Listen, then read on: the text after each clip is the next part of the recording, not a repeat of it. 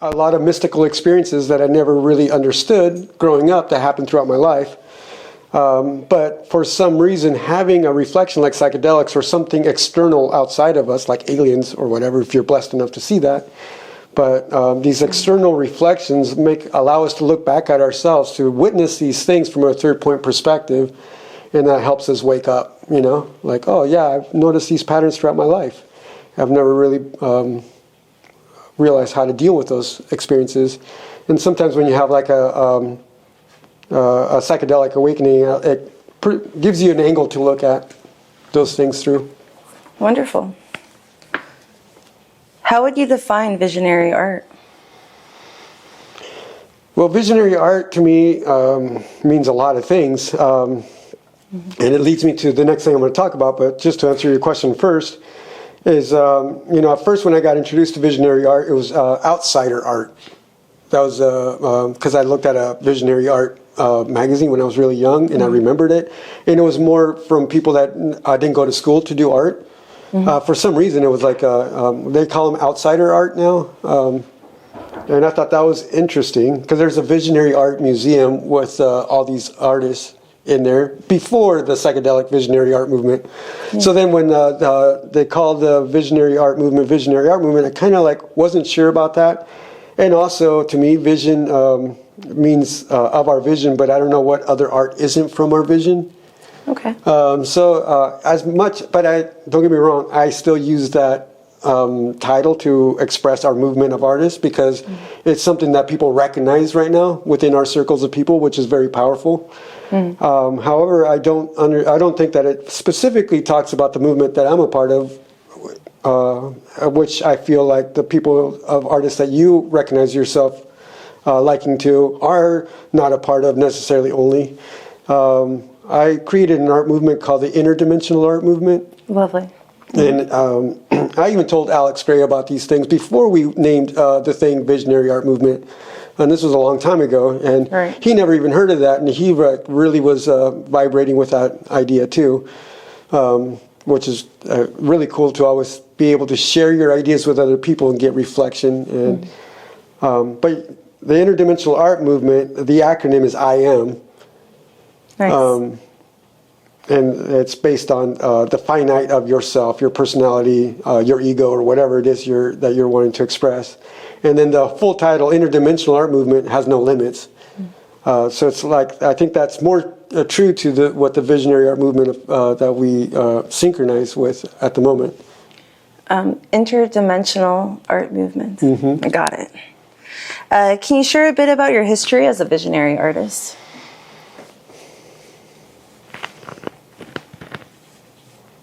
Well, to simplify things, psychedelic awakening in Seattle, recognizing everything at once and wanting to be part of an art movement, because as an artist you always look back at art movements and you relate to certain groups like the Surrealists, the Pre-Raphaelites, or like any segment throughout history which is really inspired, and certain ones inspire us more than others. Art Nouveau or whatever.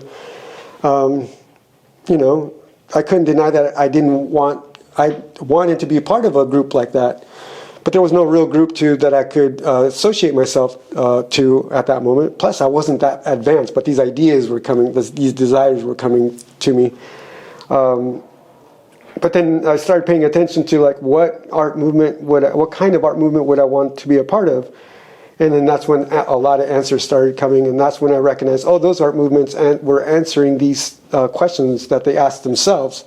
And that's why they became art movements, because they were answering a question of defining who we are as a culture. And that's what creates a movement. And then we attract each other that are representing this reality together. And then that harmonizes us as a collective. That's beautiful. Who are some of your colleagues in the visionary art community? To me, I love the way you ask.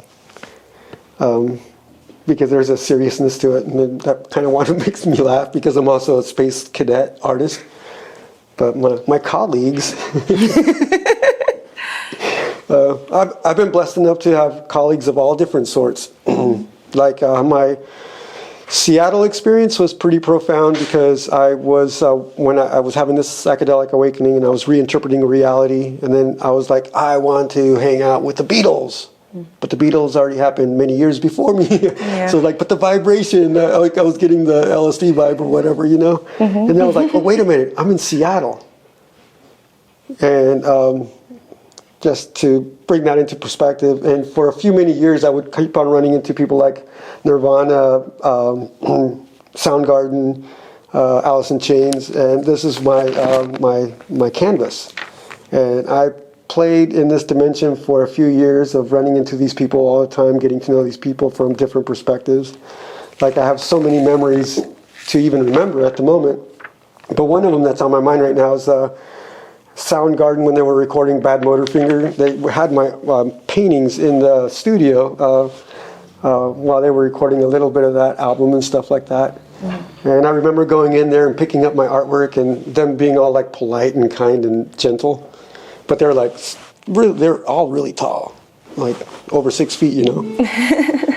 For me, that's tall. But just having those memories ingrained in my brain and seeing how influential these people were was pretty intense. So there's colleagues like that, but more precisely to the art world is like from Alex Gray.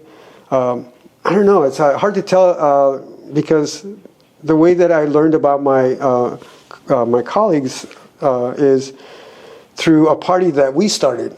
That's why it's really hard to answer that question, because I have to like share the story of why I know these people. Because it's if I say Alex Ray, he might be the most famous and people recognize him, but that doesn't I don't want to skew the vibe just by that attention. When there's so many other beautiful and amazing artists, and they all were attracted from this interdimensional art show we threw up in Seattle. Nice. And this was the beginning. Before what we were doing, there was hardly ever like live artists and galleries at events. That's like something that was, I wouldn't want to say that we started it, but we definitely made it a ritual. And it brought together all these artists that some are now famous visionary artists, from Luke Brown, Carrie Thompson. It's like really challenging to even start naming them because there's so many that I can't even name. And a lot of them I'm sure that you would recognize, you know. For instance, like Carrie Thompson came to make the most beautiful stages of the electronic events throughout the world. And you would recognize them because they're super beautiful. And like Alex Gray and Mark Henson. I don't know if you know Mark Henson, but he's an amazing artist from not that far from here, from Lake County. And if I showed you his art, you would obviously recognize it. But the reason why I really enjoy these people is because it was a family calling that brought us together. Yeah. Like these shows that we used to throw up in Seattle were exactly that. It really bonded a large group of artists together that never recognized themselves before. Now it's easy to see, it's all easily recognizable. But before then, we didn't have anybody. This was like the beginning of us recognizing each other, which was really amazing. Wonderful. And at that time, were you part of a community? You say we. I would say we because I don't ever want to feel like I'm taking responsibility for it. That's one aspect, which is still egotistical, but I am an ego, and it's very influential to where my idea is coming from. But at the same time, it is a collective thing that I'm just being aware of, and I'm wanting to share that with people. So I say we because you know, I might have been inspiring certain ideas, but it came to be through a network of different people. Awesome. Okay, so in your art, you use mixed media in your paintings on canvas, and they're all very incredible and beautiful. We've discussed acrylic, paint, pencil, and paint pens in the past. Are there other mediums you love to work with? Did you say airbrush? No. That's probably one of my favorite things, even though my relationship hasn't been too intense with it yet lately. Definitely airbrush. Cool. Nice. Pencil for sure. Yeah. That leads us to our next question. What role does pencil play in your paintings beyond sketching the initial image? Well, lately it's been like taking central role, and I've allowed myself to draw more. And then I keep on realizing why I didn't allow myself to do that more often, because it really brings my vision together, because I really love to draw with a pencil. And it really flows, and it's a relationship between the lead and whatever, the paper or canvas or whatever. And it allows me to put a lot of detail. As soon as I start painting, it becomes an emotional thing. And I start relating to the canvas with emotions, and then oftentimes I get lost in the emotions of it. When drawing with a pencil, it's more mental, more ideas, and that helps me like navigate, because I'm an idea person. I can constantly be channeling my ideas. But then I bring in the emotions of color, and that's when it starts to get the feeling, but it's not as controllable for me. Can we take a second and look at this painting over to your left? Is there a pencil in that painting right there? Yeah, this one is one of, like I said, recently it's been taken main stage. This is one of the paintings that I did as a live painting. And I just allowed myself to just feel the music and vibe and not care about painting and just draw. So I drew pretty much the whole thing with pencil. And then I loosely started airbrushing and painting on top of it, but without covering the pencil. And of course, it's very raw and very loose, but there's something I like about it. There's something metallic about it that I really like. How do you select your color palette? You have a very nice rainbow assortment of colors in a lot of your paintings. Yeah, definitely spectral for sure, because that's the reality that I'm seeing, you know. A lot of my art was inspired by me walking around a lot, so whatever I could bring with me, because that's the way I've explored my reality. But also with what I have, and what I had for a while was black India ink and with airbrush, and that was it, a big bottle of it. And then I started wanting to paint with color, and then you realize you want the least amount of colors, that was my experience. And then that led me to like, well, the spectrum, the 7 colors. From here I can do different shades of whatever.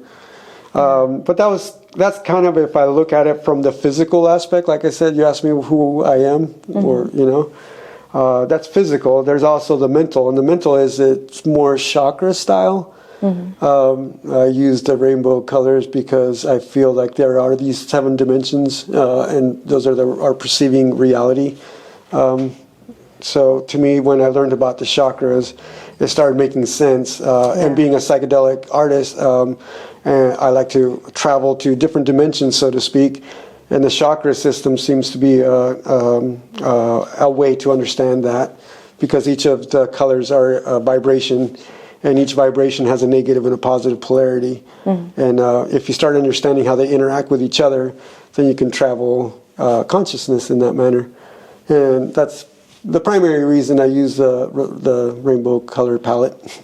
Oh, that's lovely. I hear a lot of attunement in your body when you paint, and meditation almost as you're painting and choosing your color palette. It's very interesting. Can you tell us more about the reoccurring themes in your work? What those might look like? Definitely a lot of meditating beings. And sometimes I question myself on that, but like I've had visions of tapping higher states of consciousness and feeling that.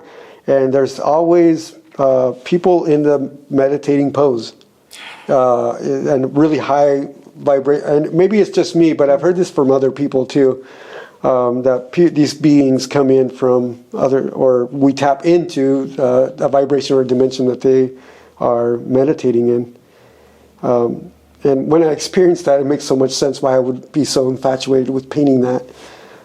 Because I'm not necessarily Buddhist, but I definitely visit the teachings a lot, because it's very super profound, and it definitely helps as far as, you know, being present with yourself. So there's all those things too. I definitely have to admit there's a lot of goddess imagery, a lot of awakening, a lot of dance parties. The dance party is the symbolic symbol for humanity, I feel. Who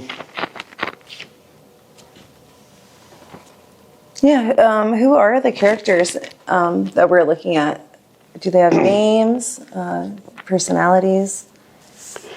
I don't think about it too much because I think it's just like who we are, that on one level. Mm-hmm. So I don't really recognize any separation from just a snapshot of anywhere I would go. Mm-hmm. They're all people dancing or whatever. That's the main thing. But then the other profound thing is, I don't know if you've heard of Tribe 13, but that was like our production company up in Seattle that threw the Interdimensional art shows. Mm-hmm. And it still continues to this day. And we have thousands of artists connected to that name. Mm-hmm. I think that you would consider visionary artists specifically. But essentially, Tribe 13 is a traveling gallery, different events. And that's what we've been doing since Seattle. But definitely been to that gallery at like Boom Festival and Envision Festival and a myriad of other ones. I know you just posted this on your Instagram, but can you tell us more about the meaning of Tribe 13? Where did you guys derive the name from? It's a really profound vision that happened to me as I was awakening. I told you about my psychedelic awakening that led me into really questioning my reality and really dropping out, so to speak, to just meditate on these things. I started recognizing different patterns and the desire to be myself and to be accepted for myself and accept other people for themselves, which is freedom, and based on just the basic fundamentals of this country. Mm-hmm. So it kind of unified all these things, but I was recognizing that nobody's really living up to it. Mm-hmm. And what does that mean? So then I started questioning who I am, where do I belong, or as a part of society or whatever. And as I was having these profound questions, I would run into signs of different things, and Tribe 13 stems from those realizations. And as I was awakening up to this way of looking at reality, the symbols are infinite, and I can point them out later. But essentially, what makes a Tribe 13 member is to recognize that we create reality, which means the only way to tap into this presence is to be in a state of giving, mm-hmm. in constant giving. And a lot of people say, oh yeah, it makes a lot of sense, that way you can receive. I'm like, no, that's not the point. Mm-hmm. You can't live in a binary perspective. It's got to be a unified perspective, and it has to come from source. And so to become a Tribe 13 member is to recognize that you are marrying yourself to your true self, which essentially synchronizes that to all the other beings that are doing that themselves. So there's no control mechanism. No one's better or worse than you from that perspective. Those kind of perspectives can only come from the outer world. But the outer world is not a reality because we have to be in a state of giving. If you're wanting to receive things, then that is one way of looking at it, but that you're going to receive an illusion. Mm-hmm. So Tribe 13 is the beings that are synchronized by giving from within out. Wonderful. All right. Which art is a symbol of? You've been talking about spirituality a lot, but how does spirituality influence your creative process? Well, it helps me recognize who I am. You asked me who I was in the beginning, mm-hmm. and I said I can't answer that from one perspective, like mind, body, and spirit. And spirituality, I feel like it helps guide us into what we're supposed to be doing or wanting to do. Mm-hmm. And we don't have to be deceived by an external belief of spirit or whatever, but to really recognize what you're really wanting to intend as your person on this earth, which is really basic and not spiritual at all. But I would consider that spirituality because, again, Tribe 13 and the vision of having to offer yourself from this from the center, mm-hmm. is crucial to that. And why I would call it spirit is because it's beyond what I could perceive. if I'm in a state of offering, I will be in this state of awe of the actual manifestation of that's going on. Would you say your art is an extension of that? Without a doubt, but what is not? Everything is from that state, but oftentimes comes from like a really maybe not evolved state or a weird interpretation or even negative. All these things have a way of manifesting. Sure. Yeah. Okay. What draws you to sacred geometry? I definitely use sacred geometry as a thing, but I never really stick to it like some of my contemporaries, for sure. Yeah, I have like this deep gratitude for it. But I was thinking, like, if sacred geometry exists, then we are part of this sacred geometry. So whatever I do is a part of the sacred geometry, because I can't have a choice other than to create through the sacred geometry. Yeah. So then at that point, I'm like, out the door. Don't pay attention to it. You don't even think about it. Yeah, it's in the flowers. It's already exactly. there. It's already there. Exactly. All right. What about your local community? How does that inspire your art? It confuses me, which inspires my art. Yeah, I think our community, and this is why I like, I make a big deal with a dance party and a social event, because it gives us a view into our community, where we come and show our art, our dance, our vibe, our talk, or this, or the way we get drunk and shit-faced. I only say that way because we need a safe place that people get to experience themselves and then figure out themselves so they can correct themselves. And I feel these social settings in a loving and open environment have a way to heal, so those kind of experiences wouldn't be happening. Yeah. And I just say that because we have a lot of healing to do, and we really need to like allow people to process their inspiration by not just accepting rude behavior, but to recognizing and knowing that being recognized also starts having an alignment of sorts. I really appreciate you saying that. What shifts have you noticed in the festival scene, and why do you keep returning as an artist? Well, to me, if there's going to be any time travelers ever to come into existence, they'll probably come through portals such as psychedelic events throughout the world. Cool. And I really believe that because when we go to an event like this with the artists, with the musicians, with the styles, with everybody offering their little trips, it really is like an eclectic group of people that are highly open and well, as far as judging against other forms of people in the world, we're definitely at that point because we're in this offering state of being, or curious state of being, I guess might be better. That it allows a lot of things to come through, and that's exciting to me. Kind of like they're creating something new in these communities. There's some kind of evolving going on. I definitely think that there is, but that it's up to us for being open, because the opposite is also true, where people are being dumb and like not learning or whatever. But I think that's part of the fun for me, because and what keeps me coming back is because I'm coming back now as an older person that has experienced certain things. And like sometimes I'll get on my like flow where like I already know every conversation. Oh no! And no, in a really amazing way. Not that I know not to know the whole conversation, but what people are experiencing. And I feel like if we can develop our language, we can help bring people through a lot of experiences a lot faster by just communicating with each other.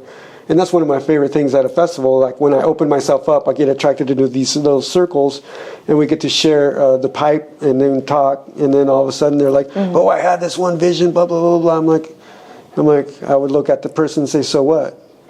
And then they're like, got their little spirit shattered, but then they recognize, like, "What do you mean?" Like, well, what are you going to do about it? And then like start talking to people like that, and then like really brings this awareness to the person's trip, like, oh, somebody's actually listening to me. And then they go even deeper into their thing, and then you already experienced those kind of awakenings, so you can express your awakening to those people, and then you can start helping guide this awakening collectively. So yes, there is an evolution of deep sorts like that.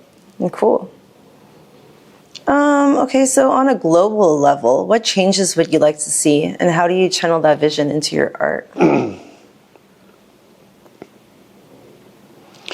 Well, there's only one mission. The mission is to recognize that everything comes from within out, and start not judging the external world or feeling like you're going to get validation from the external world, but to really believe in oneself to be able to provide the offering that you really want to provide to the external world, not the other way around. And if we could all start understanding that that's how we fit in, I feel like that's when the big change happens. Because so many people are trying to consume what they need to be, or trying to acquire a sense of belonging from the external world to validate themselves. And it really screws up the whole mechanism of our existence, because the universe is also like not an ego. So it's like whatever we're creating is like going to manifest hugely, you know, because it's like what we're focusing on at the moment. So I feel like once we start offering our true gift from inside, then the universe reacts and recognizes that it can only provide abundance. Lovely. That goes back to giving, giving, giving, and giving. Oh, I love that so much. What upcoming events can we expect to see you at? I'm excited to show my art across the street at Los Bagels next month. In Eureka? Yeah. For Arts Alive, right? Yeah. Cool. I still got to piece myself together, so I'm like, oh, yeah, that's happening. Wonderful. And what are some of your bigger goals as an artist?